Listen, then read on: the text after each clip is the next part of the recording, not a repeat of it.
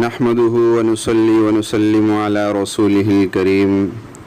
حضرات محترم، آج شفائی بول کے توسط سے آپ کو جنات کے حوالے سے ایک بہت بہترین عمل دینے لگا ہوں۔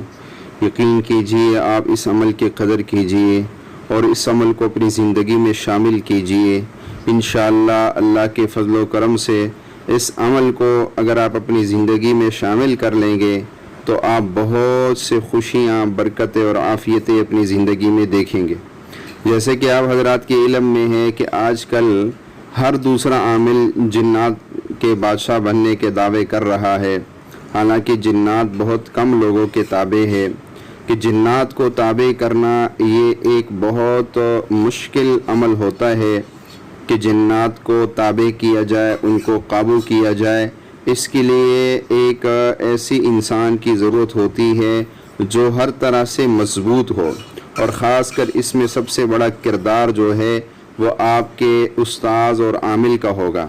عامل اگر لالچی ہوا، عامل کو اگر کوئی آپ سے لالچ ہوئی تو وہ آپ کی ساری زندگی برباد کر دے گا، لیکن اگر عامل سچا ہوا اور واقعی وہ نیک ہوا تو پھر شاید کچھ نہ کچھ مل جائے، لیکن ایسے عامل حضرات بہت کم ملتے ہیں۔ بہرحال میں آج آپ کو یہی کہوں گا کہ کبھی بھی جنات کو تابع کرنے کی کوشش نہ کرے۔ جنات کو تابع کرنا گویا آپ نے ان کو قید کر لیا ہے۔ قیدی بہرحال قیدی ہوتا ہے، جب وہ قید سے باہر نکلے گا کسی بھی وقت، آپ کا عمل ٹوٹ جائے تب نکلے یا آپ کی دنیا سے جانے کے بعد وہ نکلے تو وہ انتقام یا تو آپ سے لے گا اگر آپ کی زندگی میں ہوا، اور نہ تو آپ کی اولاد اور نسلوں سے وہ انتقام ضرور لے گا، کیونکہ ساری زندگی آپ نے اس کو قید رکھا، تو آج وہ اپنا بدلہ آپ سے ضرور لے گا۔ تو کیوں نہ ہم ایسے عمل کو اختیار کر لے کہ جس عمل کے اختیار کرنے سے جنات ہمارے دوست بن جائے، ہم سے محبت کرنے لگے، ہمارے مشکل وقت میں کام آئے، مشکل پریشانی میں ہمارے پاس آئے۔ تو ایسا عمل ہم اپنی زندگی میں اختیار کر لے کہ جنات ہم سے بے ساختہ محبت کرے۔